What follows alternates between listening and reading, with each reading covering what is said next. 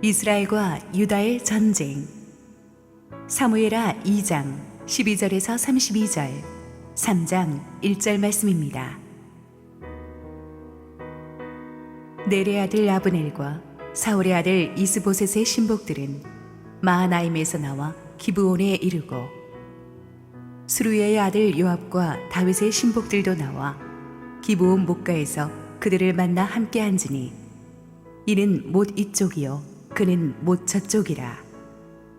아브넬이 요압에게 이르되, 원하건대 청년들에게 일어나서 우리 앞에서 겨루게 하자.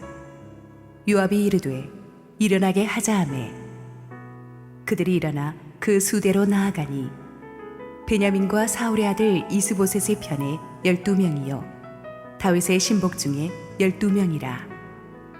각기 상대방의 머리를 잡고 칼로 상대방의 옆구리를 찌르매 일제히 쓰러진지라. 그러므로 그곳을 헬갓 핫수림이라 일컬었으며 기브온에 있더라. 그날의 싸움이 심히 맹렬하더니 아브넬과 이스라엘 사람들이 다윗의 신복들 앞에서 패하니라. 그곳에 스루야의 세 아들 요압과 아비새와 아사헬이 있었는데, 아사헬의 발은 들노루같이 빠르더라. 아사헬이 아브넬을 쫓아 달려가되 좌우로 치우치지 않고 아브넬의 뒤를 쫓으니, 아브넬이 뒤를 돌아보며 이르되, 아사헬아 너냐? 대답하되 나로라. 아브넬이 그에게 이르되, 너는 왼쪽으로나 오른쪽으로나 가서 청년 하나를 붙잡아 그의 군복을 빼앗으라 하되, 아사헬이 그렇게 하기를 원하지 아니하고 그의 뒤를 쫓으매, 아브넬이 다시 아사헬에게 이르되, 너는 나 쫓기를 그치라. 내가 너를 쳐서 땅에 엎드려지게 할 까닭이 무엇이냐? 그렇게 하면 내가 어떻게 내 형 요압을 대면하겠느냐 하되, 그가 물러가기를 거절하매 아브넬이 창 뒤끝으로 그의 배를 찌르니 창이 그의 등을 꿰뚫고 나간지라. 곧 그곳에 엎드러져 죽음에 아사헬이 엎드러져 죽은 곳에 이르는 자마다 머물러 섰더라. 요압과 아비새가 아브넬의 뒤를 쫓아 기브온 거친 땅의 길가 기아 맞은 쪽 암마산에 이를 때에 해가 졌고, 베냐민 족속은 함께 모여 아브넬을 따라 한 무리를 이루고 작은 산꼭대기에 섰더라. 아브넬이 요압에게 외쳐 이르되, 칼이 영원히 사람을 상하겠느냐? 마침내 참혹한 일이 생길 줄을 알지 못하느냐? 내가 언제 무리에게 그의 형제 쫓기를 그치라 명령하겠느냐? 요압이 이르되, 하나님이 살아계심을 두고 맹세하노니 내가 말하지 아니하였더면 무리가 아침에 각각 다 돌아갔을 것이요 그의 형제를 쫓지 아니하였으리라 하고, 요압이 나팔을 불매 온 무리가 머물러 서고 다시는 이스라엘을 쫓아가지 아니하고 다시는 싸우지도 아니하니라. 아브넬과 그의 부하들이 밤새도록 걸어서 아라바를 지나 요단을 건너 비드론 온 땅을 지나 마하나임에 이르니라. 요압이 아브넬 쫓기를 그치고 돌아와 무리를 다 모으니 다윗의 신복 중에 19명과 아사헬이 없어졌으나, 다윗의 신복들이 베냐민과 아브넬에게 속한 자들을 쳐서 360명을 죽였더라. 무리가 아사헬을 들어올려 베들레헴에 있는 그의 조상묘에 장사하고, 요압과 그의 부하들이 밤새도록 걸어서 헤브론에 이른 때에 날이 밝았더라. 사울의 집과 다윗의 집 사이에 전쟁이 오르매 다윗은 점점 강하여 가고 사울의 집은 점점 약하여 가니라. 할렐루야. 우리 하나님께 감사와 영광의 박수 올려드리겠습니다. 축복된 주일, 우리 실시간 현장 예배에 동참하고 계신 성도님들과 또 실시간 온라인 생방송으로 함께 예배에 참여하고 계신 국내 모든 성도님들에게 하나님의 은혜가 충만하게 임하기를 축원합니다. 지난 본문에서 우리는 사울이 죽은 뒤에 이스라엘이 두 개의 세력으로 양분되어서 나라가 갈라져 대치하게 되는 것을 보았습니다. 남쪽의 유다 지파는 다윗을 왕으로 모셨고, 사울 왕의 추종 세력들은 북쪽의 다른 11지파가 규합해서 사울의 남은 아들 이스보셋을 왕으로 옹립했습니다. 이 지도를 다시 한번 보시면은 이렇게 확연히 보이지만 북쪽 이스라엘은 11지파의 영토를 합친 거기 때문에 다윗의 그 유다 지파가 차지한 남쪽 영토보다 확연히 넓고 인구도 많고 비옥하고 무기나 장비가 모든 것이 절대적인 우위에 있었습니다. 그렇지만 이 북이스라엘은 사정이 복잡했어요. 겉으로 보이는 왕은 사울의 남은 아들 이스보셋이었지만 그 이스보셋은 꼭두각시 왕의 힘없는 꼭두각시 왕에 불과했고 그를 세운 군대 총사령관 아브넬이 실세였습니다. 다윗은 사울이 죽고 나서 바로 유다의 왕으로 옹립된 반면에 사울 추종 세력들이 이 11지파를 하나로 규합해서 북이스라엘을 만들기까지 4년 반이라는 시간이 걸렸습니다. 그 뒤에야 이스보셋이 왕으로 등극할 수 있었죠. 이와는 대조적으로 남쪽의 유다 왕국은 하나님께서 일찌감치 기름 부어 세우신 다윗을 왕으로 모셨다는 영적인 명분이 확실했습니다. 게다가 유다 지파 하나였기 때문에 결속력이 아주 단단했습니다. 반면에 하나님의 뜻을 거슬렀던 왕, 그래서 하나님이 버리셨던 사울을 잔재를 이어가려는 이스보셋의 나라는 영적인 명분이 없어요. 영적인 명분이 없으니까 하나님의 능력과 보호하심이 없는 거예요. 규모는 컸지만 이 11지파들이 정치적인 이익 관계에 의해서 규합된 동맹이기 때문에 언제 와야 될지 모르는 아주 불안한 동맹이 바로 북이스라엘이었습니다.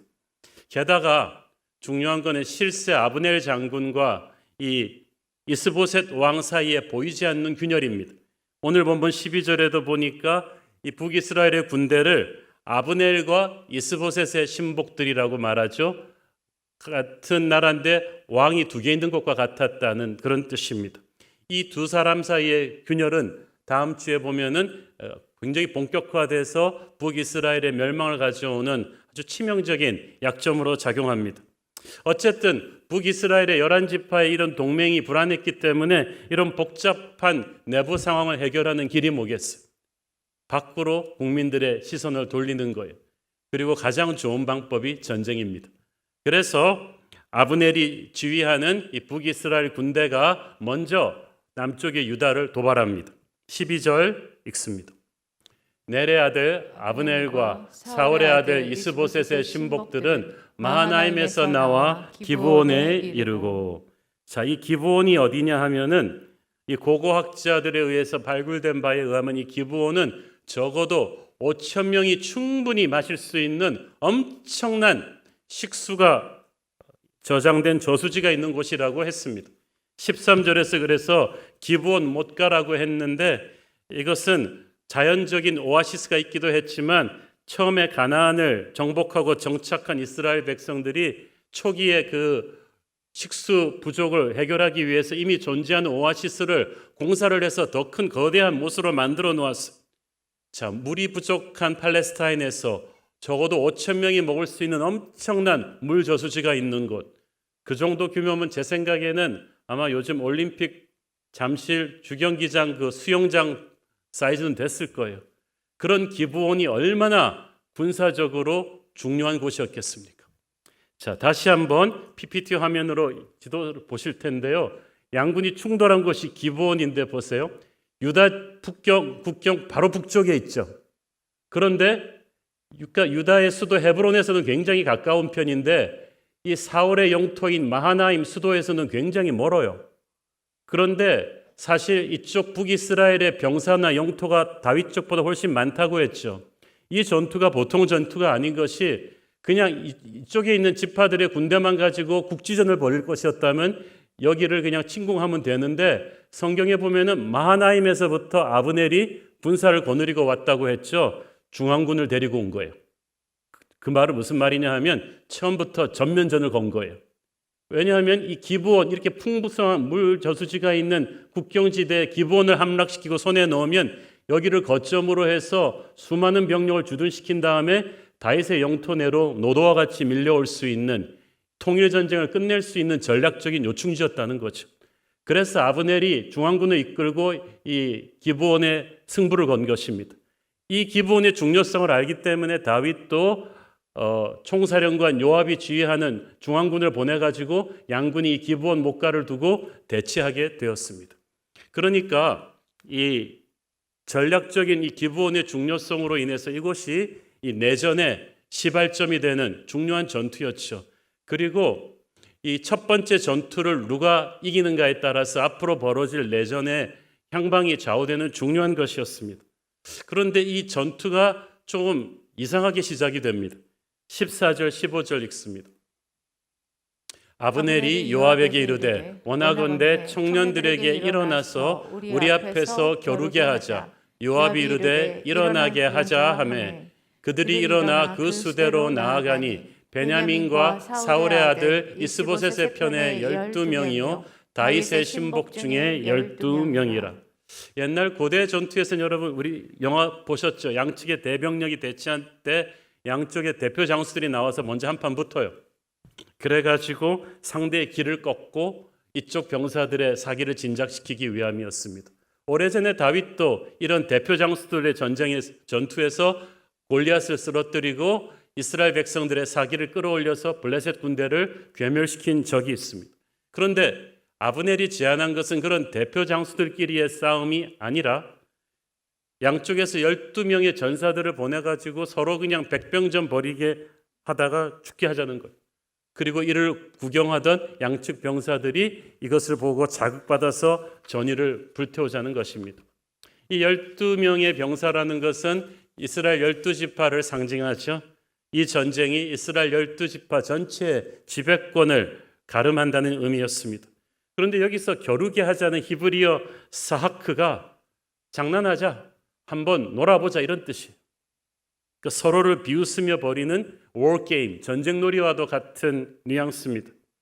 이것을 제안한 아브넬이나 이걸 수락한 요압이나 할 것 없이 정말 부하들의 목숨을 책임진 사령관으로서 너무나 무책임한 젊은 병사들의 목숨을 너무 쉽게 생각하는 것을 알 수가 있습니다. 그래서 실제로 어떻게 됩니까? 이 12명의 전사들이 나와서 서로 그냥 머리 붙잡고 옆구리 찌르면서 싸우는 바람에 완전히 눈뜨고 볼 수 없는 백병전 끝에 24명이 전부 전사합니다. 그 자리에서. 이것을 제안한 아브넬이나 받아들인 요압이나 어느 정도 이 결과를 예측했을 텐데 제가 정말 자기 자식이라면 그렇게 할 수 있었을까? 아까운 젊은이들 24명의 목숨이 순식간에 사라진 이 장소를 그래서 헬갓 하수림이라 부르게 되는데 날카로운 칼의 밭이란 뜻입니다. 이 젊은이들의 목숨이 서로에게 칼부림에서 피로 적신 땅이란 뜻이죠. 서양 속담에 전쟁은 나이 든 사람들이 시작해 놓고 피 흘려 죽는 것은 젊은이들이다 라는 말이 있는데 이 경우가 바로 그런 경우입니다. 어쩔 수 없이 하는 전쟁이라고 해도 사실 부하들의 목숨을 최대한 아껴가면서 그렇게 효율적인 전쟁을 치러야 되잖아요. 그런데 양쪽 젊은이들 12명씩의 아까운 목숨을 마치 서커스 구경하듯이 무모한 백병전으로 희생을 시킵니다. 사실 아브넬이나 요압이 사령관으로서 병사들을 자기 자식처럼 아꼈더라면 결코 해서는 안 되는 일이었죠. 서로 아브넬이 그런 제안을 했다 할지라도 요압이 누굽니까? 하나님이 기름 부으신 다윗의 군대 사령관이란 말이에요. 요압이 그런 제안을 받으면 안 되죠. 그런데 요압이 나와가지고 그만 아브넬의 기싸움에 말려든 거예요. 그래? 그럼 우리도 하지. 그래서 자존심 싸움을 하다가 그냥 덜컥 아브넬의 제안을 응한 것입니다. 요압은 하나님이 기름 부으신 다윗의 군대를 지휘하는 사람이고 아브넬은 이미 하나님이 버리신 하나님을 거역하는 사울의 세력을 지휘하는 사람입니다. 신분이 달라요. 그러므로 아브넬이 한다고 해서 요압이 따라하면 안 되는 거예요. 하나님의 사람은요, 세상이 아무리 더티하게 나와도 우리가 결코 따라해서는 안 되는 게 있는 거예요. 우리는 세상과 같은 방법으로 세상과 싸우면 안 돼요. 아무리 화가 나도. 우리는 선으로 악을 이기는 사람들이지 악으로 악을 맞받아치는 사람들이 아니거든요. 그러면 똑같이 되는 거예요. 비록 어렵고 힘들고 돌아가는 길이라 할지라도 하나님의 사람은 하나님의 방법으로 싸워야 돼요. 요압이 그걸 몰랐어요. 만약 다윗 왕이 그 전장터에 있었더라면 이렇게 무모한 전쟁놀이로 아까운 부하들의 목숨을 희생시키는 것을 허락치 않았을 것입니다. 요압은 지금 다윗의 대리인으로 다윗의 군대를 지휘하러 전장에 나와 있잖아요. 한 번쯤은 죽은 다윗이라면 어떻게 했을까를 생각해 봤어야만 했습니다. 우리도 그래요. 세상이 더티하게 나와서 화가 나가고 나도 세상과 같은 방법으로 반격하기 전에 한 번쯤은 우리 주님은 어떻게 생각하실까 기도해 봐야 합니다. 한 박자 끊어야 돼요. 영적인 숨고르기를 해야 되는 거예요. 그러면 주님께서 반드시 다른 돌파구를 주실 거예요. 세상과 다른 방식으로 싸워서 세상을 이길 수 있는 길이 있을 것입니다. 자, 어쨌든 그렇게 해서 양쪽에 24명의 목숨이 그 자리에서 사그라졌어요. 그리고 전투가 시작됐습니다. 17절 읽습니다. 그날의 싸움이 심히 맹렬하더니 아브넬과 이스라엘 사람들이 다윗의 신복들 앞에서 패하니라.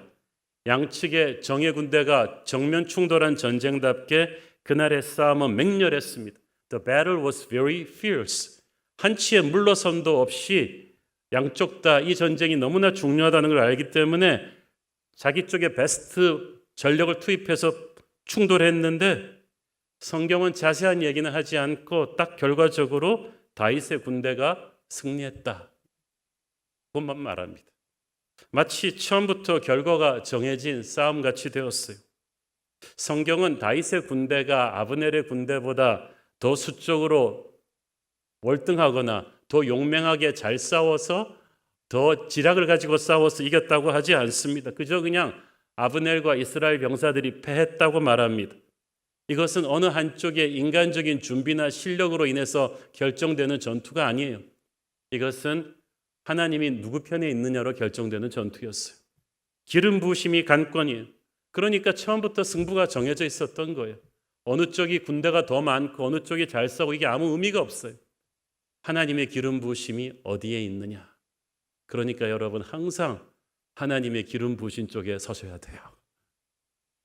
오래전에 유명한 세계 복싱 챔피언 조 프레이저가 이런 말을 했어요.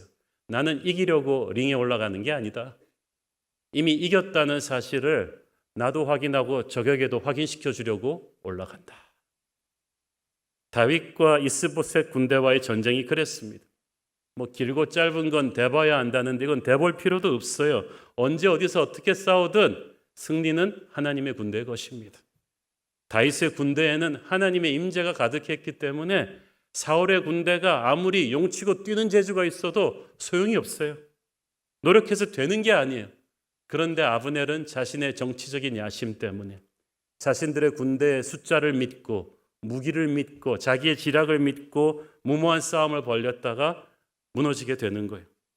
자, 그런데 전쟁은 결국 이 다윗 군대가 승기를 잡고 끝내지만 이 성경은 그중에서 한 가지 중요한 사건 하나에 포커스를 맞춥니다. 왜냐하면 앞으로 알게 되지만 이 사건이 장차 미치게 되는 파급 효과가 크기 때문이죠.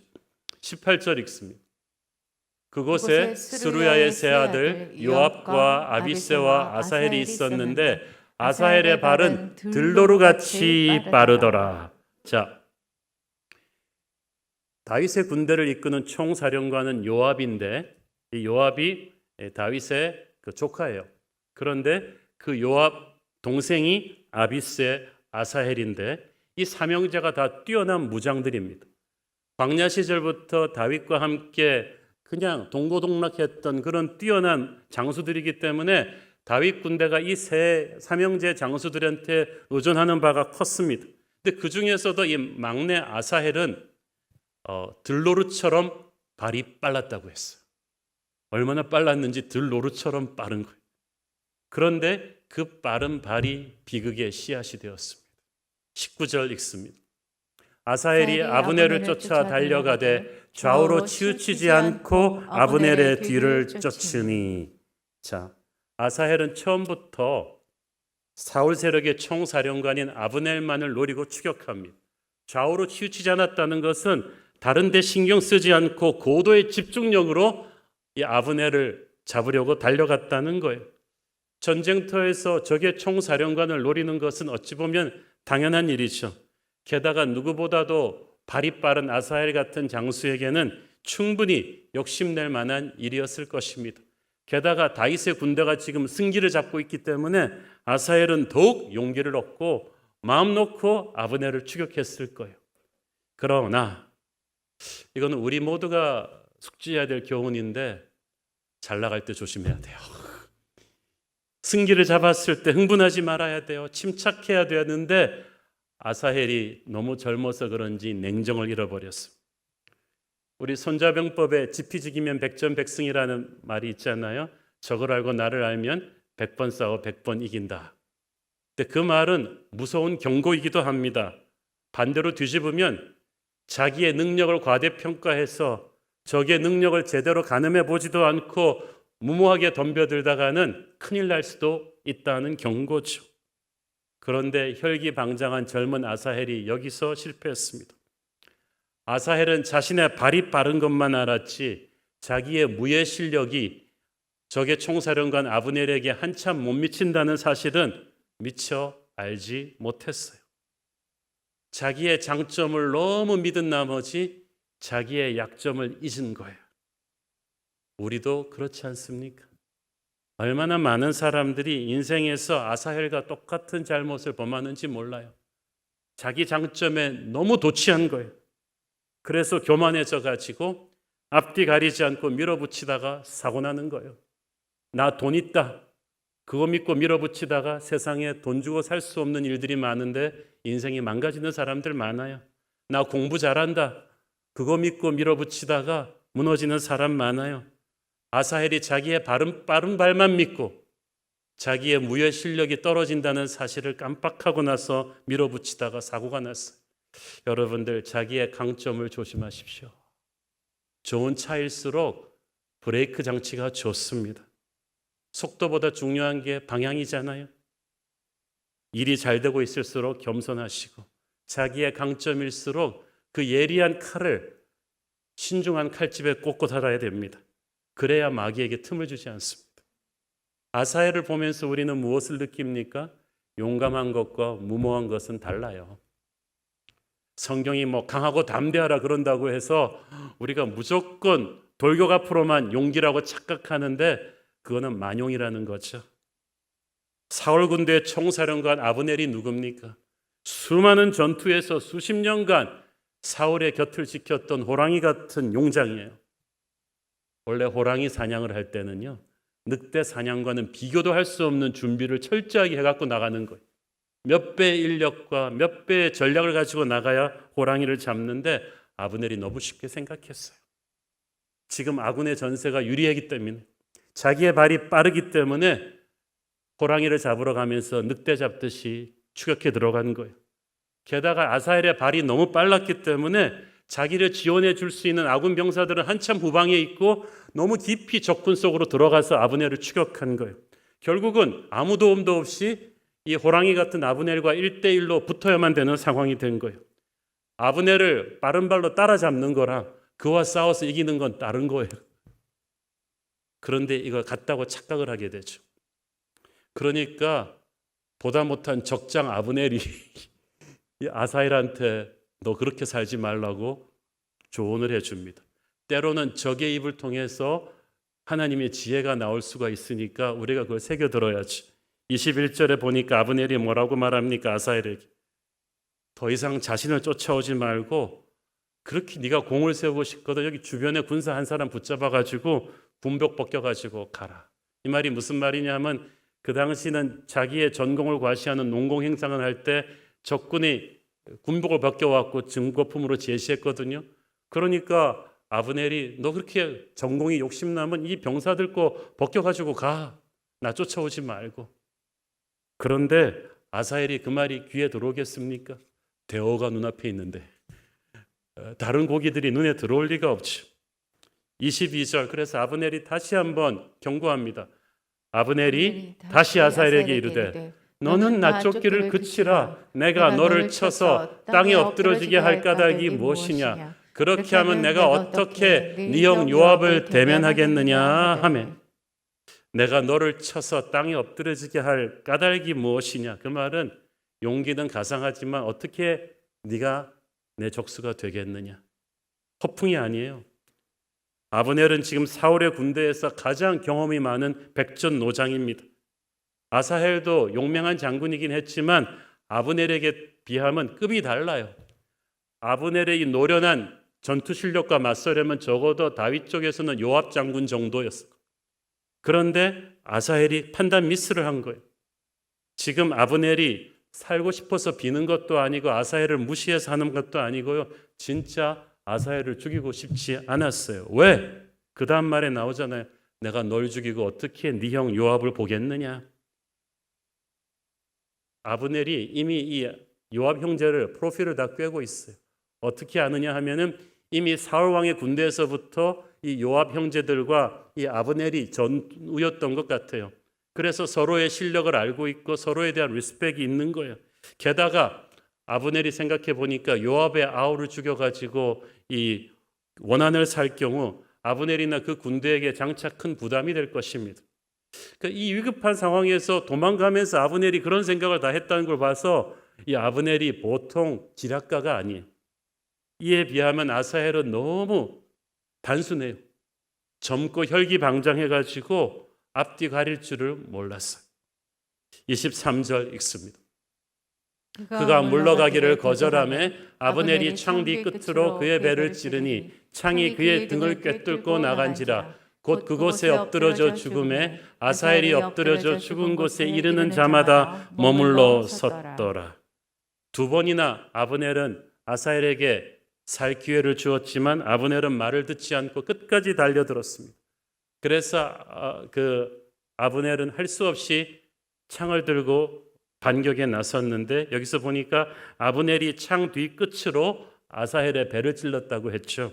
보통 무사들이 정면 승부를 할 경우 창의 앞부분의 날로 찌르게 마련인데 창 뒤끝으로 아사헬을 쓰러뜨렸다는 것은 아브넬이 아사헬을 끝까지 죽일 의도가 없었다는 거예요. 하지만 아사헬이 너무 빨리 물불 가리지 않고 뛰어드는 바람에 그만 창 뒤끝에 배를 찔려 죽게 된 것입니다. 자, 젊은 장수 아사헬이 뜻하지 않게 전사하면서 한참 승세를 잡고 막 이 사울의 군대를 몰아붙이던 이스라엘 군대가 충격을 받았습니다. 그래서 아사헬이 죽은 곳에 이르는 자마다 머물러 섰더라. 그 다음부터는 쭉쭉쭉 그냥 그 자리에서 끽 브레이크를 다 걸어버린 거예요. 끝까지 몰아붙였어야 되는데 아사헬 장군의 죽음이 너무 충격이었던 거예요. 다윗의 군사들이. 그래서 계속해서 뒤에서 달려드는 유다 군사들도 아사헬 장군의 시신을 보고는 전의를 상실해서 계속 멈춰버렸고 결국 아브넬의 군대는 무사히 전열을 재정비해서 후퇴할 수 있었어요. 아사헬의 죽음이 다윗 쪽 군사들한테 준 충격이 그만큼 컸어요. 여기서 우리는 영적 전쟁에서 지도자가 갖고 있는 책임이 얼마나 큰지를 볼 수가 있죠. 장수 하나가 쓰러지면 자기만 쓰러지는 게 아니라 병사들 전체의 사기가 꺾이게 돼요. 장수가 죽을 자리를 잘 찾아야 된다고 했는데 자신의 죽음으로 병사들의 사기를 진작시킬 수도 있지만 이런 시기에 무모한 행동으로 인한 어이없는 죽음은 모처럼 승기를 잡았던 아군의 사기를 순식간에 땅에 떨어뜨려 버렸습니다. 저는 아사헬이 단순히 아브넬을 죽여서 상 받겠다는 공명심으로만 그랬을 것 같지는 않아요. 적의 총사령관을 죽여서 이 통일전쟁을 조기에 끝내고 자기의 죽은 다윗 왕에게 통일왕국의 보좌를 안겨드리겠다는 충성심도 있었겠죠. 그러나 아무리 뜻이 좋다고 해도 하나님의 군대를 지휘하는 장군은 과정에서 침착해야 됩니다. 지혜로워야 돼요. 지도자의 무모한 열정은 값비싼 대가를 치르게 하기 때문이요. 다 잡은 승리를 완전히 망가뜨릴 수 있었기 때문이죠. 그렇게 잘 싸우고 있던 부하들 전체가 얼어붙어 버렸잖아요. 전투가 소강 상태에 빠졌어요. 아사헬이 저지른 실수를 우리도 반복하지 말아야 합니다. 아사헬은 자기가 생각했던 것만큼 강하지 않았어요. 반면에 적장 아브넬은 아사헬이 얕잡아봤던 것처럼 약하지 않았어요. 우리도 영적 전쟁에 임할 때 겸손해야 됩니다. 지혜로워야 됩니다. 우리의 대적 마귀는 우리가 생각하는 것처럼 약하지 않습니다. 아주 교활하고 강합니다. 반대로 우리는 우리가 생각했던 것처럼 강하지 않아요. 우리와 주님이 함께 하시지 않으면 마귀를 결코 꺾을 수가 없을 거예요. 순간이라도 우리가 주님의 손을 놓고 우리의 무모한 열심으로 밀어붙이다가는 낭패를 당하게 돼 있어요. 그렇게 해서 아사헬 쪽의 전투는 소강 상태로 들어갑니다. 그렇게 물러난 아비새는 저쪽으로 방향을 잡아서 아브넬이 도망가는데 저쪽에서 또 아사헬의 형인 요압과 아비새가 또 그 도망가는 아브넬을 만나서 또 추격을 합니다. 근데 전장이 워낙 넓어서 무전기도 없고 하니까 요압은 아직 동생 아사헬의 전사 소식을 못 들은 것 같아요. 그래서 계속 추격을 하는데 하루 해가 벌써 어둑어둑해지고 있으니까 더 이상 이제 전투가 힘들게 됐어요. 그러니까 아브넬이 먼저 휴전 제의를 하는데 아브넬이 휴전 제의하는 말이 기가 막힙니다. 26절 읽습니다. 아브넬이 요압에게 외쳐 이르되 칼이 영원히 사람을 상하겠느냐? 마침내 참혹한 일이 생길 줄을 알지 못하느냐? 네가 언제 무리에게 그의 형제 쫓기를 그치라 명령하겠느냐? 칼이 영원히 사람을 상하겠느냐는 말은 이렇게 계속해서 칼을 휘두르다가는 피차간에 엄청난 인명피해가 난다. 이렇게 형제를 쫓아야겠느냐? 형제가 형제를 죽이는 끔찍한 일을 계속해서 꼭 우리가 이렇게 참혹한 일을 결말을 맞아야겠느냐? 이제 그만 휴전하자 그 말이에요. 참 이걸 보면 갑자기 성자 났네. 성자 났어. 어떻게 이렇게 뻔뻔해요? 전쟁은 자기가 시작해놓고 아브넬이 시작했잖아요. 아브넬이 중앙군에 몰려와서 유다 국경 침공했고 12명이 결투하는 이런 끔찍한 제안도 자기가 시작해놓고 전세가 불리하니까 우리 형제끼리 더 이상 피를 흘려서는 안 된다. 옛날 중국 공산당의 우두머리 마오쩌둥이 항상 그랬대요. 마오쩌둥의 작전은 항상 불리하면 협상하라. 아브넬이 바로 그 격이에요. 마귀가 바로 그래요. 마귀는 항상 불리하면 협상합니다. 우리 서로 사랑해야지. 싸움은 자기가 먼저 걸어놓고 전세가 불리해지면 이쪽의 책임을 덮어씌우고 아름다운 명분을 내세우며 피하려고 하죠. 요압도 기가 찼는지 이 아브넬의 모순을 맞받아칩니다. 27절 읽습니다. 요압이 이르되 하나님이 살아계심을 두고 맹세하노니 네가 말하지 아니하였다면 무리가 아침에 각각 다 돌아갔을 것이요 그의 형제를 쫓지 아니하였으리라 하고 네가 말한 게 무슨 거예요? 네가 아침에 그 12명씩 결투하자는 그런 몹쓸 제안을 하지만 않았어도 우리는 서로 이렇게 큰 전쟁을 할 필요도 없었다.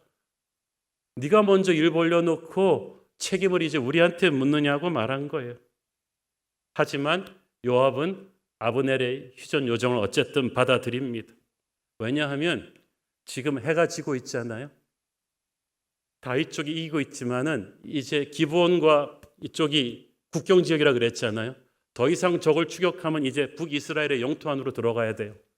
그런데 적의 숫자가 이쪽보다 훨씬 많고 아무리 이기고 있는 중이라고는 하지만 쥐도 궁지에 몰리면 고양이를 문다고 숫자가 많은 적이 자기의 영토로 자기의 홈그라운드로 도망가는데 거기에 어둑어둑해졌는데 숫자가 적은 이쪽이 추격해 들어갔다가 무슨 역습을 당할지 모른다는 거예요. 그래서 노련한 요압은 이 정도에서 전투를 중단하는 게 좋겠다는 현명한 판단을 내린 거죠. 그런데 양측의 군대가 휴전을 하긴 했지만 그날 밤으로 아브넬은 밤새 행군해서 군대를 본거지 마하나임까지 한 60-70km가 넘는 마하나임까지 철수시킵니다. 요압 군대의 추격이 두렵기도 했지만은 팔레스타인 가보신 분들은 아시겠지만 낮에는 도저히 걸을 수 없는 뜨거운 태양이 내려칩니다. 충분한 물도 없이 대낮에 그 대군을 이동한다는 건 자살행위죠. 그래서 피곤하더라도 밤새 서늘할 때 군대를 안전한 본부까지 데리고 가는 게 상책이라고 판단한 거예요. 그래서 같은 이유로 32절에 보니까 요압도 밤새 군대를 행군시켜서 수도인 헤브론으로 돌아갑니다. 자, 그런데 30절 읽습니다. 요압이 아브넬 쫓기를 그치고 돌아와 무리를 다 모으니 다윗의 신복 중에 19명과 아사헬이 없어졌으니 요압이 그때서야 동생이 전사한 것을 알았어요. 휴전 선언을 하고 본진으로 들어오면서 이 아사헬의 전사 소식을 뒤늦게 요압이 알았다는 게 얼마나 다행인지 몰라요. 우리가 앞으로 알게 되지만 요압이 성미가 대단한 사람이거든요. 그 성격에 만약에 동생의 죽음을 일찍 알았더라면 이렇게 빨리 휴전에 행하지 않았을 거예요. 그러면 물불 안 가리고 적을 추격하다가 어떻게 됐을지 모르죠. 전쟁이. 하나님의 은혜로 요압이 동생의 전사 소식을 늦게 알았습니다. 그런데 어쨌든 요압이 이렇게 군사들을 점거하면서 피해가 얼마나 되는가를 점거해 봤더니 놀라운 결과가 나왔죠. 우리 31절 읽습니다. 다윗의 신복들이 베냐민과 아브넬에게 속한 자들을 쳐서 360명을 죽였더라. 아까 30절에서는 다윗 군대 전사자가 아사헬을 합쳐서 20명이라고 그랬죠. 그런데 사울 군대의 전사자는 360명이에요. 18분의 1도 안 돼요. 하루 종일 그토록 치열한 전투를 벌였는데 적의 병력이 압도적으로 우세한데도 다윗 쪽의 피해는 굉장히 경미했던 거예요. 아브넬은 자신들의 승리를 자신들이 수적으로 우세하니까 100% 확신하고 도발했는데 전쟁이 끝나고 보니까 이쪽은 거의 피해가 안 났는데 아브넬 쪽의 피해만 막대했어요.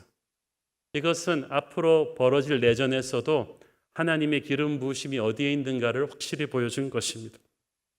한 가지 안타까운 것은 다윗 군대의 20명 전사자도 발생할 필요 없는 희생이었어요. 왜냐하면 그 20명 중에 아까 처음에 그 무모한 전쟁놀이로 죽은 사람이 12명이에요. 그리고 아사헬이 괜히 끝까지 아브넬을 추격하다가 죽었기 때문에 13명. 결국 침착하고 냉정했더라면 죽지 않아도 됐을 13명의 목숨이 없어진 거예요. 여기서 우리가 배우는 교훈. 하나님이 이미 주신 승리라고 할지라도 지도자들이 겸손하고 지혜롭지 않으면 불필요한 희생을 치르게 돼요. 요압이 냉정했더라면 아브넬의 전쟁 게임에 휘말려서 12명의 애꿎은 목숨을 초기에 잃어버리지 않아도 됐을 거죠. 아사헬이 냉정했더라면 그래서 끝까지 아브넬을 추격하지만 않았더라면 그렇게 비참하게 죽지 않아도 됐겠죠. 그랬더라면 아사헬의 죽음을 보고 다른 모든 다윗의 군대들이 전의를 상실해서 진격을 중단하고 아브넬의 군대를 무사히 놓아보내는 일도 없었겠죠. 결국 이 요압과 아사헬 이 두 지도자들의 잘못된 판단으로 인해서 다윗의 군대가 살릴 수 있었던 소중한 생명들을 많이 잃어버렸습니다. 하나님의 군대이기 때문에 하나님은 우리에게 승리를 주십니다. 그러나 그 승리를 확보하는 과정에서 우리가 침착해야 돼요. 지혜로워야 돼요. 결코 작은 승리에 도취되어서 무모하게 돌진하는 아사헬의 잘못을 범해서는 안 되죠. 그래야 불필요한 희생을 줄이죠. 그것이 수많은 사람들을 책임질 지도자가 할 일입니다. 자, 이 기브온 전투를 시작으로 해서 앞으로 한 2년 동안의 사울의 북이스라엘과 다윗의 유다 왕국의 전쟁이 계속이 되는데 3장 1절 말씀 봅니다. 사울의 집과 다윗의 집 사이에 전쟁이 오래매 다윗은 점점 강하여 가고 사울의 집은 점점 약하여 가니라.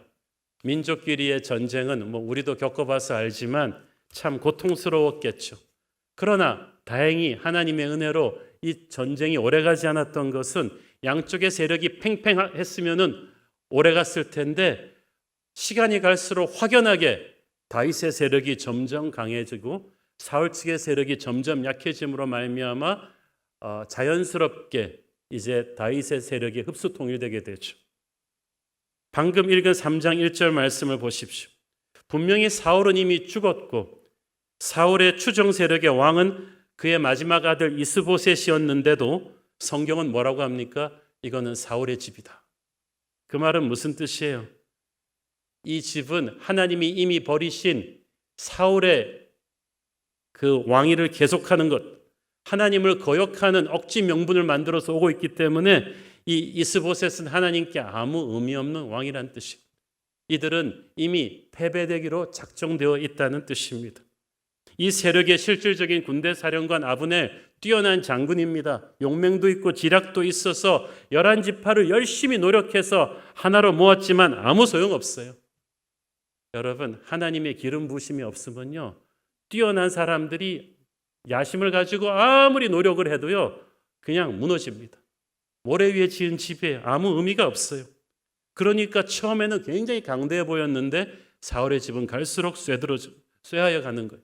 반대로 여기에 대항하는 다윗의 유다 지파는 처음에는 외로운 한 지파로 약해 보였지만 점점 갈수록 강대해져 가는 거예요. 하나님의 기름 부으심이라는 게 그런 거예요. 시간이 갈수록 하나님의 기름 부으신 자는요, 자기가 잘나서가 아니라 하나님의 은혜로 점점 강해져 가요. 다윗의 군대 요압이나 아사헬도 여기서 보면 나오지만 이렇게 인간적인 충동을 이기지 못하는 약점이 많은 사람이었잖아요. 근데 기름 부으심이 있으면 약점에도 불구하고 강해져요. 기름 부으심이 없으면 장점에도 불구하고 약해져요. 아브넬 세력처럼. 그러니까 아까도 말씀드렸듯이 항상 하나님의 기름 부으심 안에 거하십시오. 하나님의 기름 부으신 자에게 베팅하세요. 그것이 사는 길입니다. 오늘의 본문은 사울 자녀 세력과 다윗 왕국의 내전에서 항상 다윗이 승리하고 있다는 걸 계속해서 툭툭 강조하고 있죠. 기브온 전투가 시작되는 2장 17절에도 그랬고, 전투가 끝내고 서로 피해 여부를 비교하는 2장 31절도 그렇고, 앞으로 계속되는 이 내전 상황을 보고하는 3장 1절도 그렇고, 한결같이 뭘 말하고 있나요? 다윗 쪽이 이기고 있다. 이기고 있다. 이해할 수 없는데 이기고 있다. 작은 피해가 있긴 하지만 그것이 결코 다윗 쪽의 최후 승리를 막을 수 없다고 성경이 계속 말하고 있는 거예요. 이건 마치 하늘나라에서 관전하는 천사들이 계속해서 관전평을 내놓는 거예요. 분명히 인간적인 준비로는 이쪽이 불리한데 승리는 다윗 쪽이다라는 걸 계속 선포합니다. 북이스라엘의 전력이 압도적이었던 그 당시에는 그 누구도 예측하지 못했던 반전이었습니다. 이것이 교회입니다. 교회는 주님의 군대죠. 우리 대장 예수님께서 이미 마귀를 꺾고 승리하셨습니다. 그래서 우리 또한 승리할 것입니다. 다윗의 편에서도 전사자들이 조금 나왔듯이 교회도 크고 작은 피해를 겪겠죠. 그러나 그것이 결코 우리에게 약속된 최후 승리를 망가뜨리지 못합니다. 예, 사울 쪽이 셌죠. 처음에는 세상이 세죠. 강대해 보이죠. 돈이 있죠. 권력이 있죠. 그러나 세상 권세 잡은 자는 하나님을 대적한 마귀입니다. 세봤자 아무 소용없어요. 영적인 명분이 없으니까 능력도 없고 권위도 없어요. 세상의 모든 힘과 능력은 결국 수포로 돌아갈 것입니다. 그러므로 눈에 보이는 세상의 규모에 위축되지 마십시오. 교회는 세상에 비하면 눈에 보이는 힘이 약하죠. 돈도 권력도 없고 부족한 죄인들로 구성되었지만 우리 대장 예수님은 주님 하나님이 기름 부으신 분이십니다. 그분의 기름 부으심으로 인해서 우리는 반드시 승리할 것입니다. 그것을 믿고 강하고 담대하게 일어서는 교회가 되기를 축원합니다. 기도하겠습니다. 주님 은혜를 감사합니다. 하나님께서 미약해 보였던 다윗의 왕국을 점점 붙들어 주셔서 승리하게 하셨듯이 교회가 세상에 비해서 미약해 보이지만 주의 은혜로 점점 커지고 강해질 것을 믿습니다. 강하고 담대하게 일어나 세상과 맞서는 그런 주님의 군대 교회 되게 하여 주옵소서. 예수님 이름으로 기도했습니다. 아멘.